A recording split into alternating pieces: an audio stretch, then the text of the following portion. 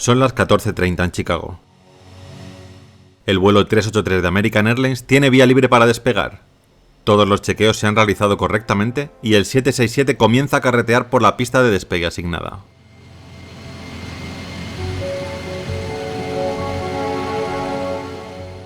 Aceleran y cuando están a punto de llegar a V1 sucede algo terrible. Los pilotos escuchan una explosión. Inicialmente no saben qué está pasando. El avión está al límite para poder cancelar el despegue.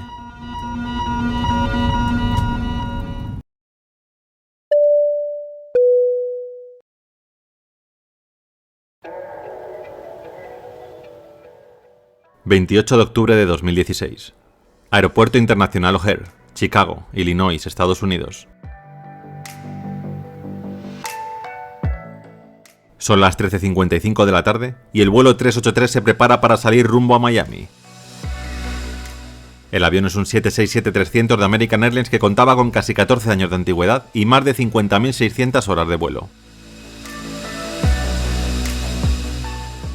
Este tipo de aeronave se utilizó inicialmente para volar rutas nacionales y vuelos transcontinentales, hasta que en 1985 el 767 se convirtió en la primera aeronave bimotor en obtener la aprobación para realizar vuelos de larga duración sobrevolando superficies marinas, los trayectos denominados ETOPS.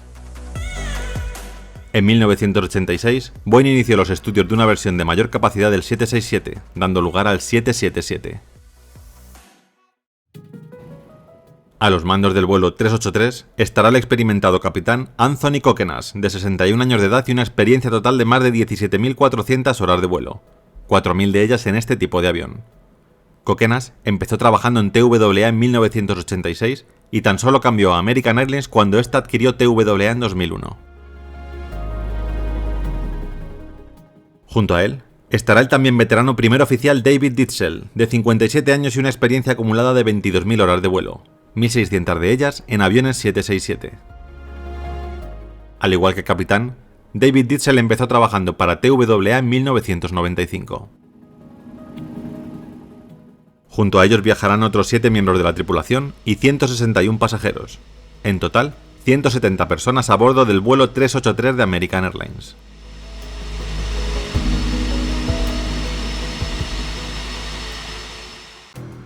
A las 14:21, el avión comienza a moverse hacia la pista 28R.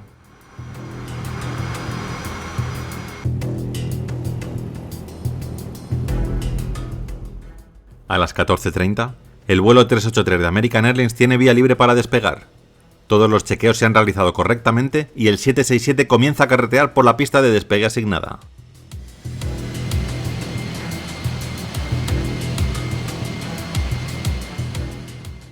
Aceleran y cuando están a punto de llegar a V1 sucede algo terrible. Los pilotos escuchan una explosión. Inicialmente no saben qué está pasando. El avión está al límite para poder cancelar el despegue. Los pilotos notan cómo el avión se empieza a desviar a la derecha y toman la decisión de aplicar frenos al máximo. Las alarmas de fuego comienzan a sonar y se comunican con la torre del aeropuerto.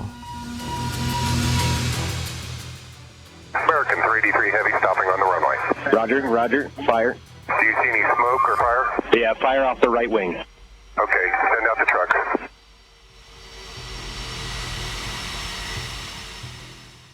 El 767 comienza a perder velocidad. Están consiguiendo parar el avión antes de que acabe la pista. Afortunadamente, esta era bastante larga. Pero los problemas no acaban aquí. Una vez consiguen detener el avión, ejecutan el procedimiento establecido en caso de incendio en uno de los motores. Aplicar este procedimiento requiere unos chequeos previos y mientras tanto no pueden dejar a los pasajeros bajar del avión. La cabina se está empezando a llenar de humo, lo que hace que el chequeo sea más lento si cabe. Los gritos de los pasajeros les tienen aturdidos. Por fin, tras casi 20 interminables segundos consiguen cortar el flujo de combustible al motor número 2 y detener el número 1. Ahora sí, por fin, abren las puertas para comenzar con la evacuación del avión.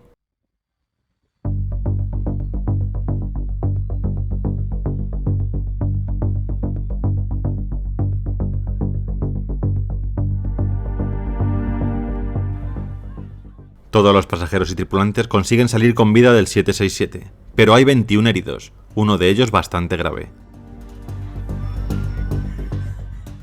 todos ellos quemados e intoxicados mientras esperaban la apertura de puertas. La aeronave quedó totalmente destruida por el fuego y tuvo que ser retirada de servicio.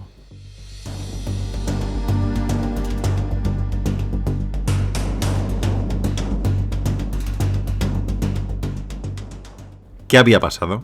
¿Qué provocó la explosión en el motor derecho? ¿Se realizó correctamente la evacuación por parte de los pilotos?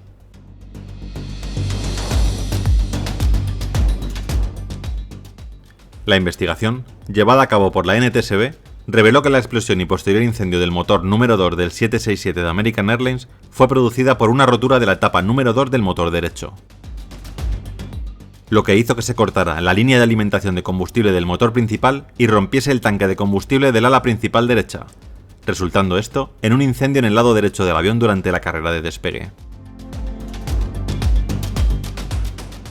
El disco HPT etapa 2 falló debido a grietas por fatiga de ciclo bajo, que se iniciaron a partir de una anomalía de fabricación y que muy probablemente no fue detectable durante las inspecciones de producción y las inspecciones posteriores en servicio utilizando los procedimientos vigentes.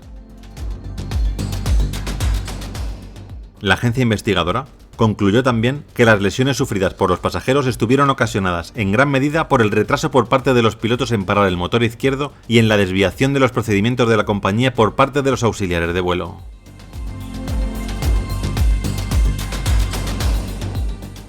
Al retraso en la parada del motor izquierdo contribuyeron, según los investigadores, la falta de una lista de comprobación independiente para aviones Boeing 767 que abordara específicamente los incendios de motor en tierra y la falta de comunicación entre las tripulaciones de vuelo y de cabina después de que el avión se detuviera.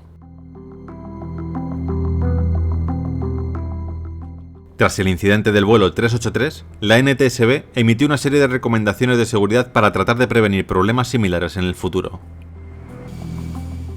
A este respecto, la FAA requirió a las aerolíneas para que instalasen sistemas de inspección por ultrasonidos que permitieran detectar grietas por fatiga del metal en los discos de la etapa 1 y la etapa 2 en motores como los involucrados en el vuelo 383. También se abordaron los problemas referidos a la evacuación. En concreto, se modificaron las listas de verificación en caso de incendio, distinguiendo los pasos a seguir dependiendo de si el avión estaba en tierra o no.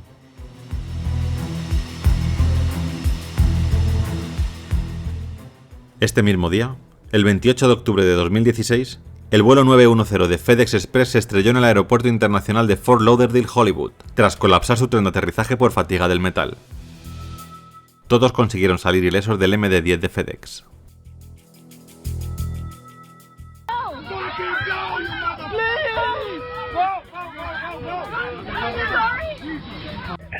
From up here, looks like there's a fire on the right engine, the number 2 engine that they're putting out right now. CFD is at the aircraft. Okay, roger that. Fire on the number 2 engine. Thanks a lot.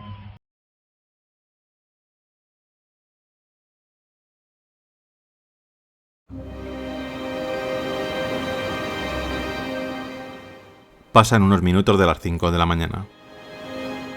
El vuelo 236 de Air Transat sobrevuela el Océano Atlántico. Están a mitad de camino de su destino final en Lisboa cuando un mensaje en el ordenador de a bordo del A330 inquieta a los pilotos. La presión del aceite en el motor número 2 es alta y a su vez la temperatura del aceite es baja. Un mensaje bastante extraño. Los pilotos intentan averiguar qué está pasando. No podían imaginar que la pesadilla del vuelo 236 estaba dando comienzo.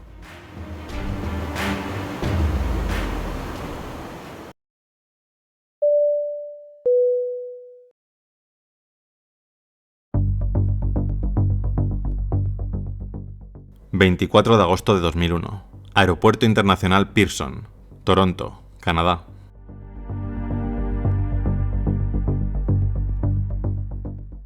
Son las 20:00. La noche empieza a caer sobre el aeropuerto canadiense. Mientras, los pilotos del vuelo 236 de la aerolínea Air Transat están realizando los chequeos previos a su despegue. Será un vuelo transatlántico con destino final en Lisboa, Portugal.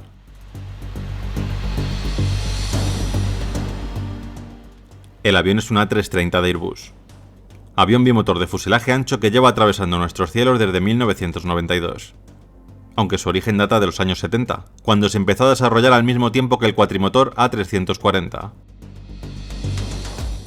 Dispone de la famosa tecnología de control de vuelo desarrollada por Airbus, Fly-by-Wire, y es el gran competidor de los aviones Boeing 767 y 777.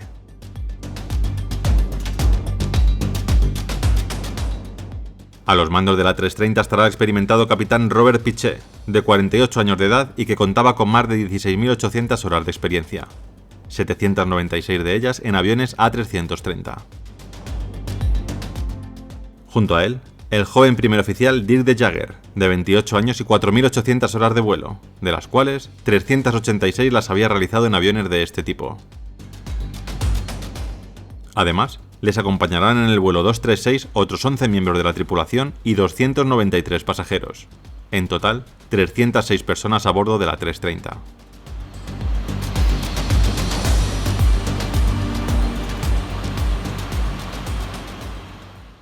Por fin, a las 20:20, con algunos minutos de retraso, el vuelo de Air Transat comienza a acelerar por la pista de despegue.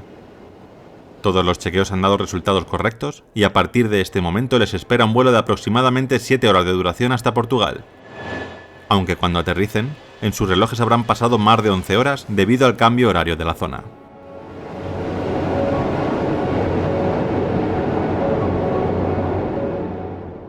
El A330 se eleva sin problemas y comienza su ascenso hacia los 39.000 pies que tienen asignados como nivel de vuelo.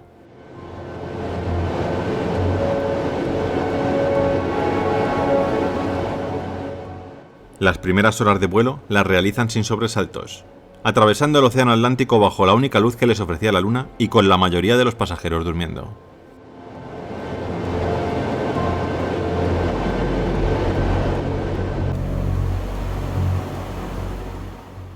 Pasan ya unos minutos de las 5 de la mañana. El vuelo 236 de Air Transat está a mitad de camino de su destino final en Lisboa cuando un mensaje en el ordenador de a bordo del A330 inquieta a los pilotos. La presión del aceite del motor número 2 es alta y a su vez la temperatura del aceite es baja. Un mensaje bastante extraño. Los pilotos intentan averiguar qué está pasando. No encuentran nada en sus manuales y el capitán asume que posiblemente sea el fallo de algún sensor. Aún así, deciden realizar varios chequeos para comprobar que todo está correcto. 20 minutos después, otro aviso en el ordenador. Esta vez la pantalla les indica que el combustible está desbalanceado, es decir, por algún motivo el ala izquierda tiene bastante más combustible que la derecha. Este desbalanceo es peligroso, así que el copiloto comienza un traspaso de combustible de un ala a la otra. El capitán ordena al copiloto que busque información, pero nada les cuadra con su situación actual. Pasan los minutos y en pantalla, de nuevo, ven que el combustible del ala derecha desciende mucho más rápido que el del ala izquierda. El copiloto empieza a temer una posible fuga, a lo que el capitán responde llamando a una de las auxiliares de vuelo. La encarga que revise a través de las ventanillas si ve alguna fuga de combustible en la zona del motor derecho. La auxiliar se dirige a una de las ventanillas situadas al lado de las alas, pero aún no hay suficiente luz como para poder ver si sale o no algún tipo de líquido de la zona.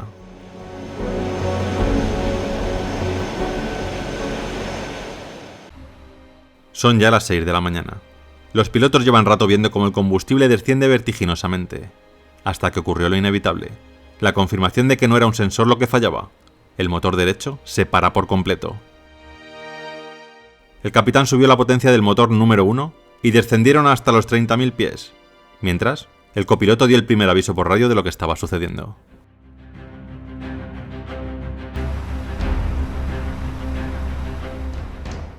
No tendrían problema alguno en llegar a Lisboa con un solo motor, pero sus peores augurios se hicieron realidad. Pocos minutos después del apagado del motor número 2, el 1 también se paró. Los pilotos estaban atónitos. Las pantallas indicaban que no había ni una gota de combustible. Las luces comenzaron a apagarse.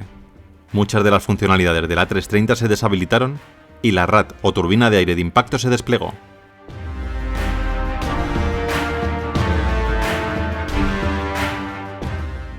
Esta pequeña turbina conectada a una bomba hidráulica o a un generador eléctrico hace que la aeronave pueda generar electricidad en momentos como este. Lo hace gracias al giro de las aspas producido por la propia velocidad de la aeronave. Aún así, funciones como los spoilers o la reversa de los motores quedaron deshabilitados. El copiloto se comunicó por radio con el controlador de la zona que sobrevolaban. Mayday, Mayday, Mayday. Aquí el vuelo 236 de Air Transat. Estamos sin combustible. Planeando sobre el océano. No sabemos cuánto tiempo tenemos. Necesito saber cuál es el aeropuerto más cercano para dirigirnos y realizar un aterrizaje de emergencia. 236 Air Transat, recibido. Declaran emergencia por combustible. El aeropuerto más cercano es el de las Islas Azores. Lo tienen a unos 120 kilómetros de su posición.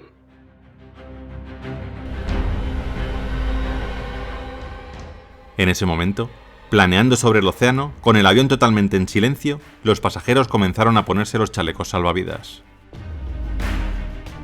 Pese a que ya tenían asignado un aeropuerto al que dirigirse, la previsión de los pilotos era que no iban a llegar. Sus cálculos, viendo a la velocidad que perdían altura, no les dejaba ver posibilidades de éxito.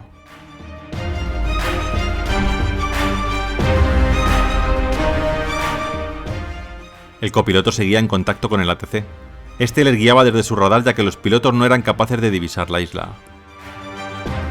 El avión se encontraba ya a tan solo 8.000 pies de altura y descendiendo rápido. No tenían mucho tiempo. Posiblemente en menos de 5 minutos estarían intentando un arriesgado amerizaje.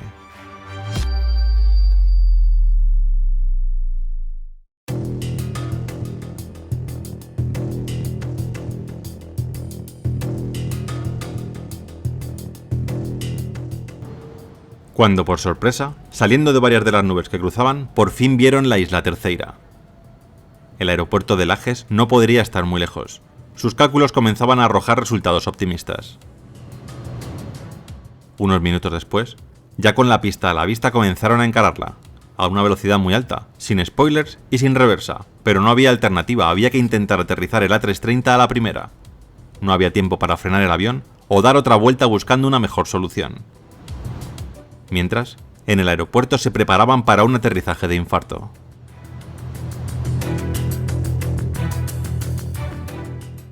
A las 6:45, y tras volar más de 120 kilómetros sin motores, el vuelo 236 por fin tocó tierra. Lo hizo a gran velocidad, reventando todas las ruedas del tren de aterrizaje. El avión avanzaba por la pista, hasta que finalmente logró detenerse. El saldo de este dramático vuelo: 18 heridos. No hubo que lamentar la pérdida de ninguna vida.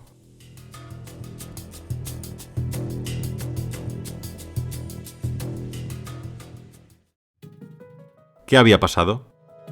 ¿Cómo pudo quedarse la A330 sin combustible? ¿Fueron los pilotos los grandes héroes o cometieron algún error? El Departamento de Investigación y Prevención de Accidentes de Aviación de Portugal investigó el accidente junto con las autoridades canadienses y francesas. La fuga de combustible se debió a que el personal de mantenimiento de Air Transat instaló una pieza incorrecta en el sistema hidráulico como parte del mantenimiento de rutina. El motor había sido sustituido por un motor de repuesto, suministrado por Rolls-Royce, de un modelo más antiguo que no incluía bomba hidráulica. A pesar de las preocupaciones del mecánico principal, Air Transat autorizó el uso de una pieza de un motor similar, una adaptación que no mantenía el espacio adecuado entre las líneas hidráulicas y la línea de combustible. Esta falta de holgura, del orden de milímetros, permitió que el roce entre las líneas rompiera la línea de combustible, provocando la fuga. Air Transat aceptó la responsabilidad por el accidente y el gobierno canadiense le impuso una multa de $250.000.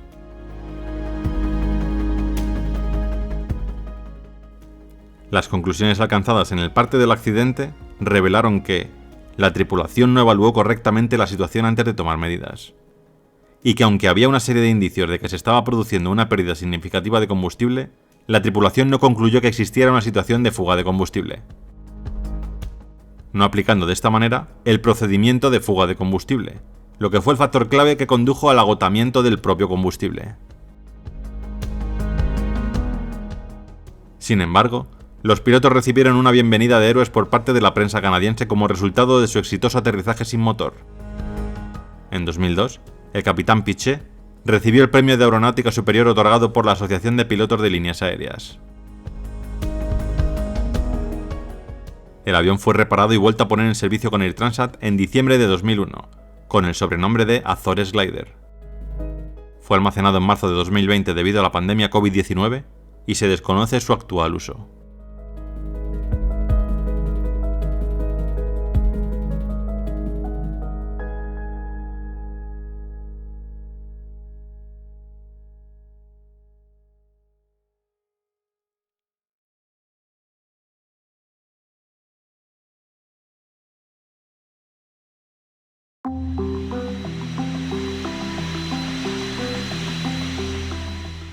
Solo han pasado 17 minutos desde el despegue del vuelo 585 en Denver.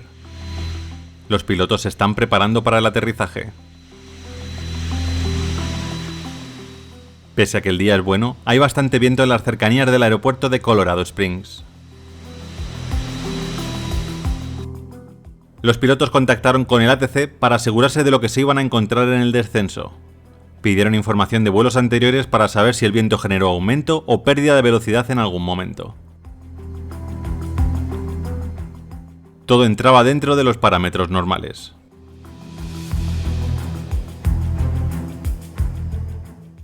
Lanza 35. Tren de aterrizaje abajo.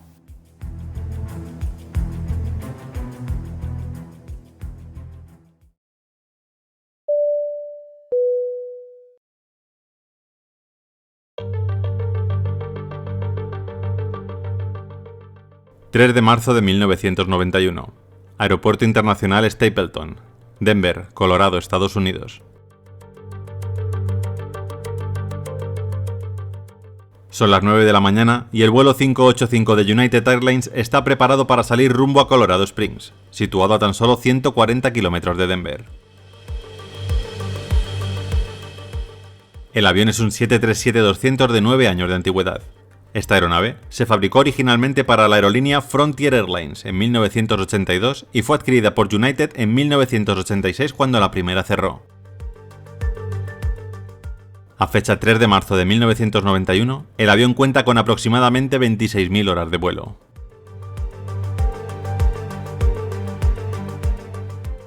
Se han registrado 2 incidentes en este 737 durante los últimos días. El 25 de febrero de 1991, la aeronave volaba a 10.000 pies cuando el timón se desvió abruptamente 10 grados a la derecha.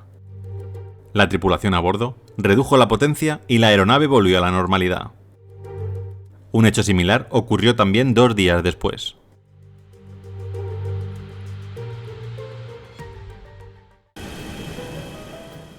A los mandos del vuelo 585 estará el capitán Harold Green, de 52 años. Contaba con más de 10.000 horas de experiencia, incluidas 1.737 en aviones 737. A su lado, la copiloto Patricia Edson, de 42 años de edad. Acumulaba 4.000 horas de vuelo, de las cuales más de 1.000 fueron a los mandos de un 737. Patricia era una de las primeras pilotos de United Airlines. Completan la tripulación 3 auxiliares de vuelo.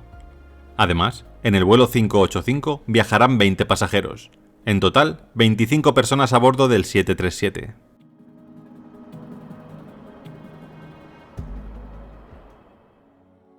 A las 09:23, el vuelo 585 comenzó su carrera por la pista de despegue.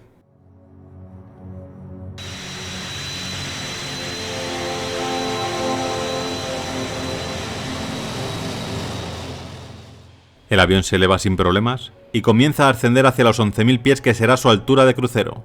Altura en la que solo estarán unos momentos, ya que este vuelo no durará más de 35 minutos.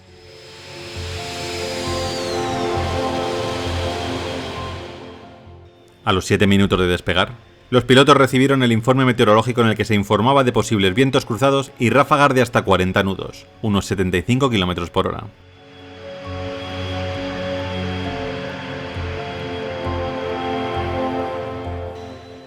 Tan solo han pasado 17 minutos desde el despegue del vuelo 585 en Denver. Los pilotos se están preparando para el aterrizaje. Pese a que el día es bueno, como indica el informe, hay bastante viento en las cercanías del aeropuerto de Colorado Springs. Los pilotos contactaron con el ATC para asegurarse de lo que se iban a encontrar en el descenso. Pidieron información de vuelos anteriores para saber si el viento generó aumento o pérdida de velocidad en algún momento. Todo entraba dentro de los parámetros normales. Lapsa 35. Tren de aterrizaje abajo.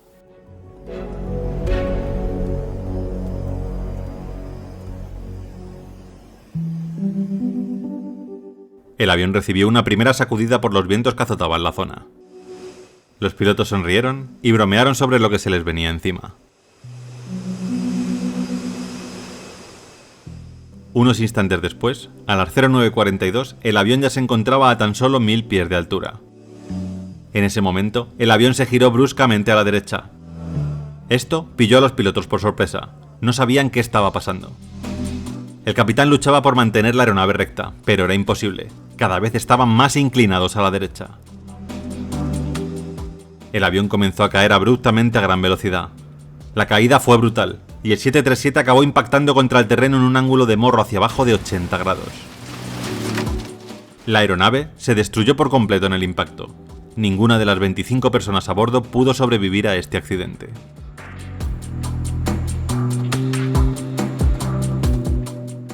¿Qué había pasado? ¿Por qué el avión comenzó a girarse a la derecha sin control? La NTSB se hizo cargo de la investigación, y pese a que el avión quedó totalmente destrozado, pudieron encontrar las cajas negras. Pero tras revisar todos los datos no pudieron encontrar la causa del accidente. Parecía que todo estaba correcto mecánicamente. Además, el estudio que se hizo a las conversaciones de los pilotos indicaba que no había intención en ninguno de los dos de estrellar el avión. Entonces, ¿qué había pasado? Pasaba el tiempo. Meses. Incluso años. Y las pruebas que se hacían a cada posible causa no daban respuesta al accidente. Y finalmente, por cuarta vez en la historia de la NTSB, el informe se cerró sin aclarar la causa del accidente. Hasta que el 8 de septiembre de 1994, 3 años y medio después del primer accidente, la historia se repitió. El vuelo 427 de US Air, otro 737, se estaba preparando para aterrizar en West Palm Beach. Los pilotos recibieron aviso de tráfico cercano, así que estaban atentos a las posibles estelas que pudiese haber dejado el avión que volaba delante de ellos. A las 19:02, la aeronave entró en la estela turbulenta del Delta 1083 y se produjeron 3 golpes repentinos, sonidos de chasquido y un golpe más fuerte. Después de lo cual, el 737 comenzó a ladearse hacia la izquierda y a caer sin control. Los pilotos no pudieron hacer nada y se estrellaron en las cercanías del aeropuerto. En este accidente fallecieron todas las personas a bordo, 132. Los investigadores barajaron múltiples posibilidades, pero igual que en el caso del 585 de United, no llegaron a poder demostrar ninguna de las hipótesis. Algo estaba pasando en los 737 y nadie podía dar con la clave de los desastres. La NTSB estaba con el agua al cuello. El 737 es la insignia de la aviación y nadie se atrevía a parar todos los 737 que había distribuidos por el mundo. Hasta que el 9 de junio de 1996 hubo otro incidente similar. Aún no se había cerrado el informe del 427 de US Air. El vuelo 517 de Eastwing Airlines, un 737-200 que estaba realizando la maniobra de aproximación al aeropuerto de Richmond. El avión súbitamente se viró a la derecha. Los pilotos no podían retomar el control, pero el avión recuperó la posición de la misma manera que empezó a girarse, sin saber por qué. Se encontraban a 4000 pies en ese momento, y antes de que pudieran digerir el susto volvió a ocurrir lo mismo. La aeronave se giró bruscamente y comenzó a caer a gran velocidad. Por suerte, paró de nuevo, y esta fue la última vez que ocurrió en este vuelo. El capitán Bishop pudo aterrizar la aeronave y los investigadores, por fin, estudiar a fondo lo que había pasado en una aeronave intacta. Habían pasado ya 5 años desde el primer accidente.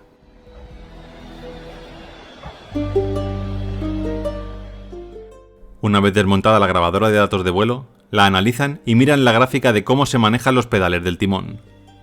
Tanto en el caso del vuelo 585 de United Airlines y el vuelo 427 de US Air, los pilotos tenían el pedal pisado a tope, trataban de que se enderezaran los aviones sin éxito.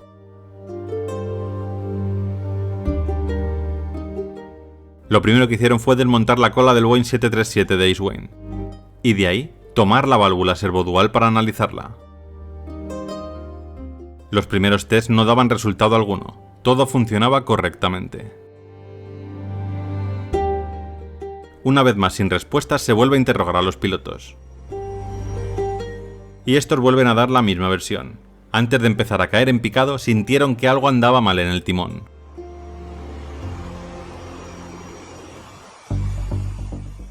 Uno de los investigadores de la NTSB recordó que en la Marina de los Estados Unidos se hacían pruebas con los timones de los aviones militares. Consistían en someter a las válvulas servoduales a contraste de temperaturas. La válvula trabajaría a temperaturas de congelación, que es a la que se halla en pleno vuelo, y el fluido hidráulico que la mueve estaría caliente en extremo, tal y como sucede realmente. De esa forma, se lograba que las válvulas servoduales que mueven los timones de las aeronaves militares tuvieran la confiabilidad para hacer maniobras acrobáticas y de alto riesgo. Armados con esta nueva estrategia, los investigadores sometieron a la válvula servodual del avión de Ace Wayne a la prueba de contraste térmico. Ante los ojos de los expertos, la válvula servodual se movía con normalidad durante varios segundos, hasta que se atascó. Y no solo se atascó, sino que se dieron cuenta también que había empezado a funcionar al revés. Ya no era solo que se trabara, sino que se invertía. Ahora comprendían las gráficas de las grabadoras de datos de esos 3 vuelos. El por qué los pilotos mantenían los pedales firmemente pisados. No podían saber que el mando de los timones se había invertido. Si querían girar a la derecha, lo natural es pisar el pedal derecho, pero en vez de responder a la maniobra, se iba más a la izquierda y viceversa. Gracias a esto se obtuvo la causa de los accidentes de los vuelos 585 de United Airlines y 427 de US Air. La fábrica Parker Hannifin tuvo que rediseñar las válvulas servoduales y a Boeing le tocó la tarea de reemplazar estas piezas a toda la flota de 737 del mundo. Esto le costó a Boeing cientos de millones de dólares.